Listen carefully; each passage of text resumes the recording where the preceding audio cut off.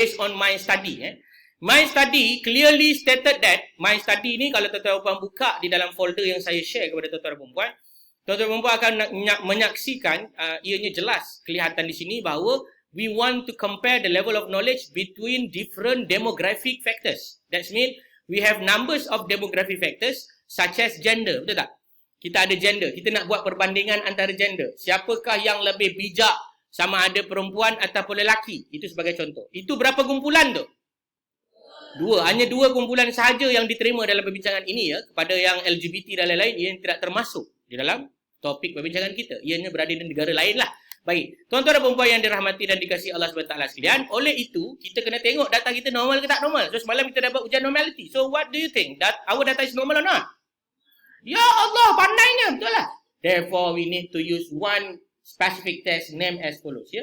Test itu dinamakan sebagai independent sample t-test. Kadang-kadang anda juga akan dengar satu ayat yang dipanggil sebagai student t-test. Whatever it is, dia adalah t-test lah untuk mencari perbezaan 2 kumpulan. Ini adalah apabila data kamu adalah normal. Kalau data itu tidak normal, maka anda akan menggunakan alternative approach using the non-parametric name as follows. Iaitu Manchester United ke Man Whitney? Pandai. Man Whitney test. Okey? Kita nak tengok Man Whitney terus ke nak tengok independent sample t-test dulu? Yang mana satu anda nak buat? Kita tengok independent sample t-test dulu ya, tuan-tuan dan perempuan. Oleh yang demikian, saya jemput tuan-tuan dan perempuan membuka helaian yang baru di mana kita akan belajar tentang topik yang baru dinamakan sebagai apa dia? One Piece. Salah itu movie dekat Netflix. One sample t-test, salah lah kan? Kita nak buat pasal apa ni? Independent sample t-test. So, independent sample t-test. Apakah kegunaan dia, tuan-tuan dan perempuan? Saya tulis dekat sebelah kanan. Testing mean difference between 2 independent groups. So, ini ayat dia. So kepada rakan-rakan sahabat pengajar juga nanti tuan-tuan boleh maklumkan kepada student apa itu independent sample. Independent sample adalah ujian membezakan mean antara gadis, antara 2 kumpulan. Bukan antara gadis, antara 2 kumpulan. Testing the mean difference between 2 independent group. For example, if you want to test the gender, lagi siapa yang ambil vaksin dan tak ambil. Mana-mana yang 2 kumpulan. Dia mesti independent. Dia must be independent. Maksudnya tidak bersandar. Contoh kalau anda wanita, anda memang wanita kan? Boleh ke anda wanita lepas asal kan jadi lelaki balik? Tak boleh. Anda wanita-wanita. Anda lelaki-lelaki. Something like that lah. Itu yang dipanggil sebagai independence. Okay? Contoh lain. Kalau anda adalah group A. Anda memang group A. Anda group B lah. Itu contoh yang diberikan oleh saya. Baik. Macam mana nak buat hipotesis dia? Kita lihat step 1. Step 1 apa dia? Null. Step 1 lagi satu apa dia? Alternatif. Apa kita punya null? Mu F maksudnya apa? Mean lelaki. Mean female sama dengan mean male. Kemudian kita ada yang alternatif. Mean female tidak sama dengan mean male. Ini ayat statistik. Apa dia? Ayat statistik. So sekarang ni mari kita tulis ayat bukan statistik. Macam mana ayat bukan statistik dia? Ayat perkataan manusia biasa lah. There is no, pandai saya suka jawapan tu. There is no significant difference of, apa kita punya DV sekarang?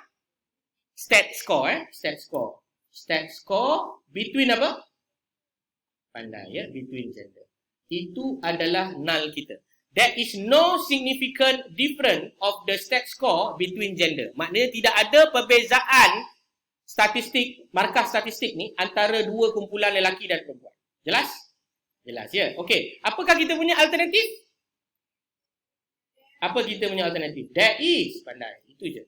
There is significant difference of the stat score between gender.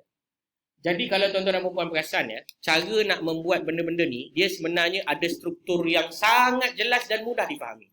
Baik, untuk mengelakkan tuan-tuan dan puan-puan lagi tidak faham, disebabkan tulisan saya yang sangat bodoh, maka saya buat dalam bentuk perkataan ya. Independent sample t-test. Boleh? So independent sample t-test step yang pertama null dan lagi satu adalah alternatif null dan alternatif saya buat macam ni lah. Sekejap ya. Saya buat satu state, yang kedua adalah alpha, yang ketiga adalah report, yang keempat adalah decision, yang kelima adalah conclusion. Baik. Step yang pertama tadi state your alpha, state your null. Null kita apa dia? There is no significant difference. Ini mesti tulis anda punya DV. Apa DV anda?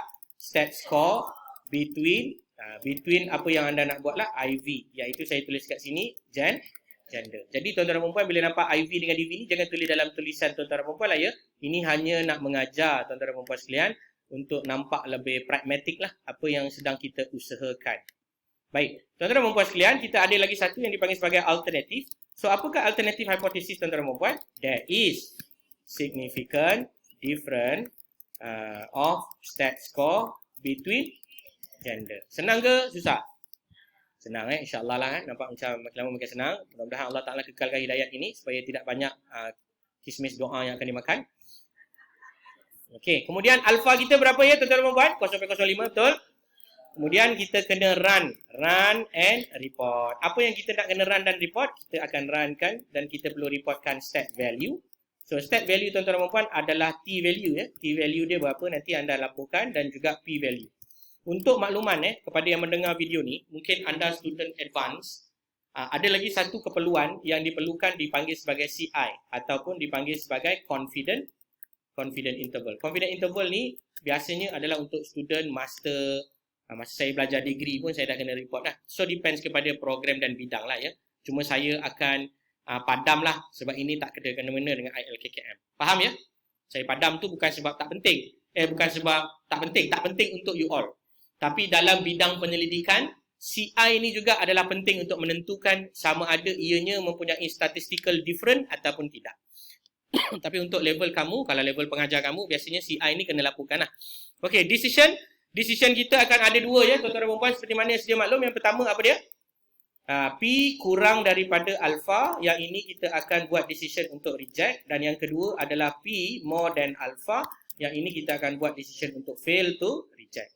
Dan conclusion kita pun ada dua. Kalau reject macam ni, kalau fail to reject macam itulah. Fail to reject. Baik, mari kita run sama-sama. Dah ready belum? Ya Allah, bagusnya. Okey, mari kita buka SPSS kita. Jangan buka file yang baru lagi Nanti kan ada yang open, buka file lagi. Tak payah. Pakai file yang sama. File yang sama. Tuan-tuan dan puan-puan sekalian, dipersilakan untuk tekan butang analyze, compare mean, and then kita akan pergi kepada independent sample t-test. Analyze, compare mean, independent sample t-test. Dah? Klikkan kepada perkara demikian dan masukkan test variable. What is our test variable, ladies and gentlemen? Is our score. Okay, masukkan score dalam test variable. Dah masukkan dah? Now, masukkan kita punya gender. So, this is the gender. X1 is our gender. Tolong masukkan dia dalam grouping variable. Ya, saya ulang, masukkan dalam grouping variable. Okay. Kemudian, tuan-tuan dan puan-puan perlu membuat define group ni. Tekan butang define group. Tekan butang define group. Lepas itu, masukkan kumpulan 1 sebagai 1. Kumpulan 2 sebagai 2. Yang ini sebab SPSS nak tahu. Anda namakan kumpulan 1 tu apa? Kita namakan 1 sebagai male. Betul tak? Kita namakan 2 sebagai female. Betul tak? That's why kita masukkan nombor 1 dan 2. Kalau tuan-tuan dan puan-puan masukkan 0 dan 1, ikutlah apa label yang tuan-tuan dan puan-puan gunakan. Kemudian tekan butang continue. Dan jika tuan-tuan dan puan-puan ingin menekan butang OK pun boleh, paste pun boleh. Saya akan tekan butang apa? Paste. Dan dia akan generate syntax. So this is our syntax. Okay. So syntax saya telah dihasilkan. Now saya akan gunakan syntax ini untuk menghasilkan output. Okay, output bagi menentu sahkan sama ada ada perbezaan ataupun tidak. So I'm going to highlight this one. Highlight. Dah highlight dah? Highlight highlight t-test ni. Kemudian run. Apa dia? Run. So anda akan nampaklah seperti berikut. Male berapa orang? 14. Berapakah mean dia? 61. Berapakah standard deviation dia? Male kita dapat 61, female kita dapat 60.05. SD dia berapa? 3.21, female 2.5. 4. Okey. Berapakah kita punya SIG value? Berapakah kita punya T value? Anda akan ada confusing sikit kat sini. Nak ambil row yang atas ke row yang bawah? Nak ambil yang mana? Baik, saya ajar tuan-tuan dan puan ya. Nampak tak ada satu kotak dinamakan Levene test for equality of variance? Nampak tak kotak ni? Levene test for equality of variance. Dia ada satu garisan, betul tak? Yang ini adalah Levene test punya ya. Yang sebelah saya tunjuk ni, ini semua Levene test punya. Cuba tengok kat depan nanti kan tak sure yang mana satu. Baik. Levene test for equality of variance ini menyatakan jika nilai SIG anda lebih daripada alpha 0.971 ni lebih daripada alpha ke kurang daripada alpha? Maka anda ambil row yang pertama. Apa dia? Row yang pertama. So row yang kedua boleh diabaikan. Jika ada punya SIG value kurang daripada 0.05, maka anda kena ambil row yang kedua. So dalam kes ni saya ambil row yang pertama. Apakah T value saya? 1.238. Dan ini adalah SIG to tail saya. 0.219. Okay. So saya nak tanya tuan-tuan dan puan-puan. Dalam kes ini, apakah kita punya T value? 1.238. Apakah kita punya P value? 0.219. Saya nak tanya tuan-tuan dan puan-puan yang dirahmati Allah sekalian. Nak reject ke fail to reject? Maka itu adalah jawapan yang sangat betul. Tuan-tuan dan puan-puan, fail to reject the null hypothesis. Faham ke? Jadi apakah tuan-tuan dan puan-puan punya conclusion? Conclusion dia apa? There is nothing to conclude. There is no significant difference. There is no significant difference of stat score between gender at the level of significant 0.05 where the T value is equal to what? 1.238 and the P value is what? 0.219. Noktah. Lepas tu baru cakap. The mean value of the male is berapa tadi? 60 kan? 61 with the SD equal to 3.21 and the female is equal to berapa? 60 kan? 60.05 with the SD is equal to 2.54. Okay, ini cara nak membuat dia punya ayat yang sempurna. Okay, boleh? So far so good? Tolong tulis tolong tulis. Saya type variable name as X7. X7 adalah soalan bertanyakan mengenai have you have any experience with regard to the use of SPSS or any statistical software. Therefore, my question will be, is there any difference? My question apa dia?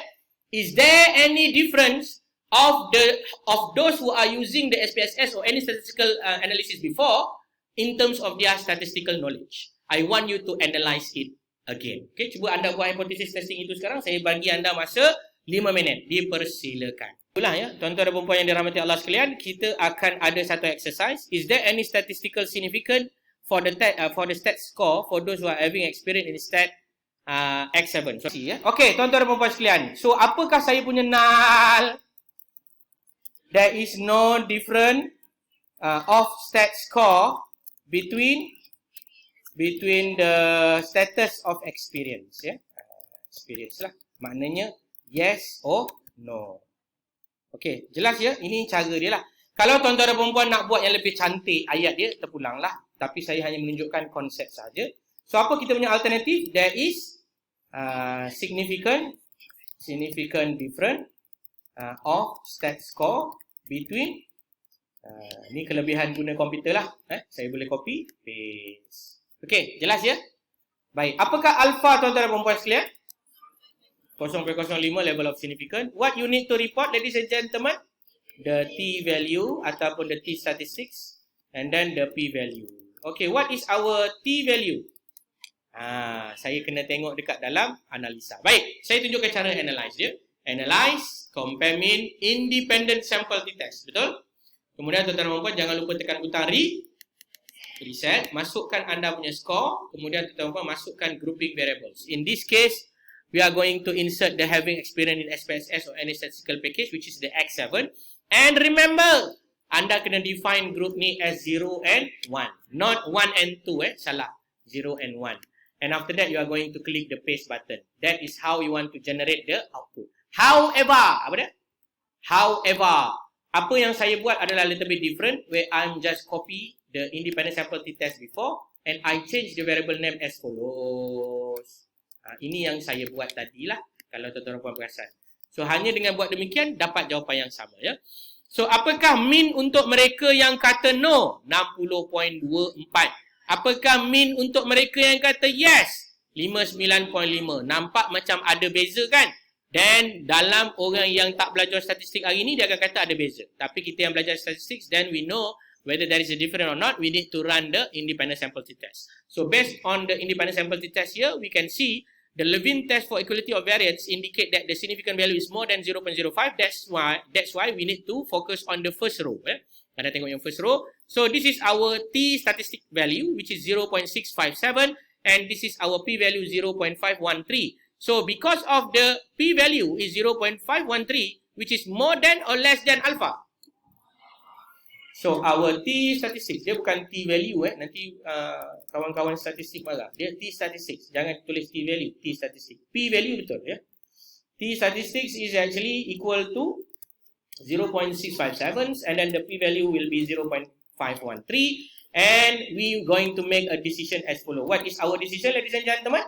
P less than alpha ataupun P more than alpha. So which one? Less than alpha or more than alpha?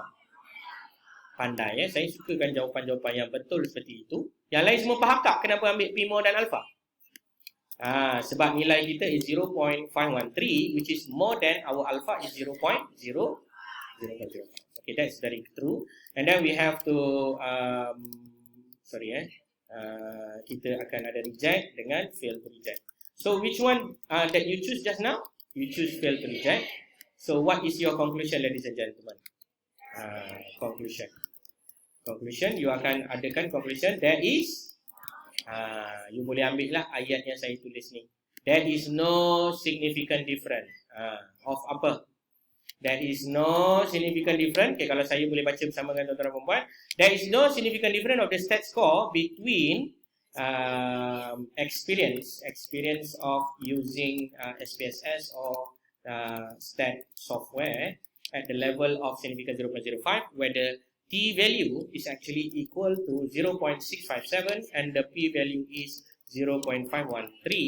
The mean value of the yes is berapa? 60 kan? Betul? Sorry. Yes. Yes berapa yes? Yes 59.5.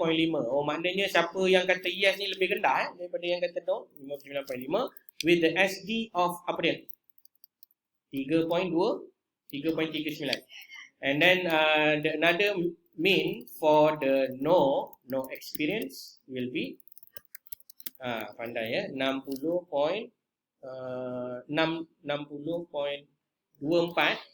with the SD of 2.62. Okay, that is how you want to make the conclusion. So far so good? So far so good. Alhamdulillahi Rabbil Alamin. Analysis of variance ya.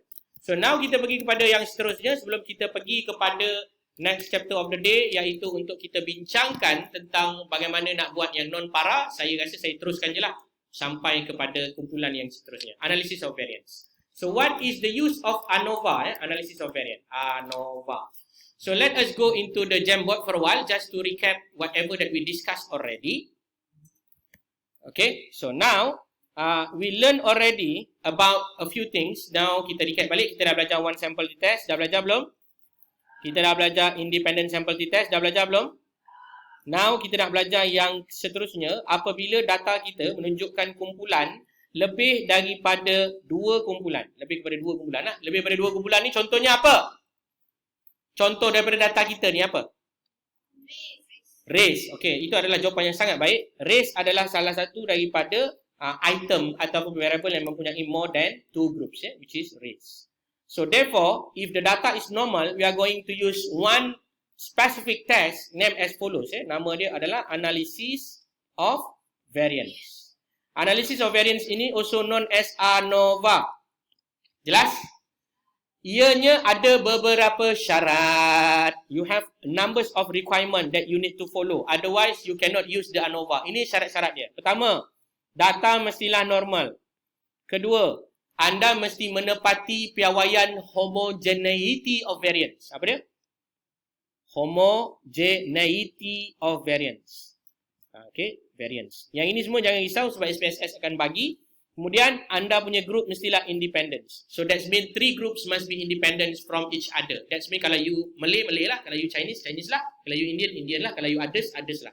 Itu adalah contoh yang dimaksudkan dengan independence groups. Jelas Kalau yang tadi independent sample t-test ni dia ada 2 je yang utama. Pertama, data mestilah normal. Yang kedua, data mestilah mempunyai independent group. Itu syaratnya.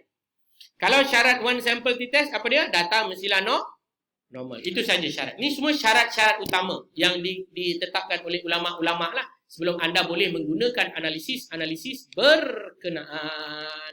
Okay, so far so good? Boleh follow?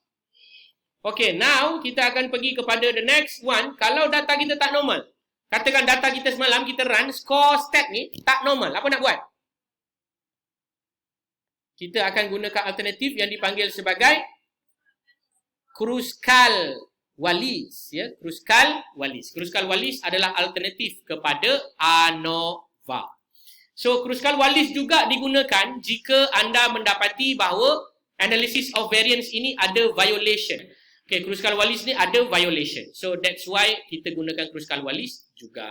Okay, so mari kita buat sama-sama ya.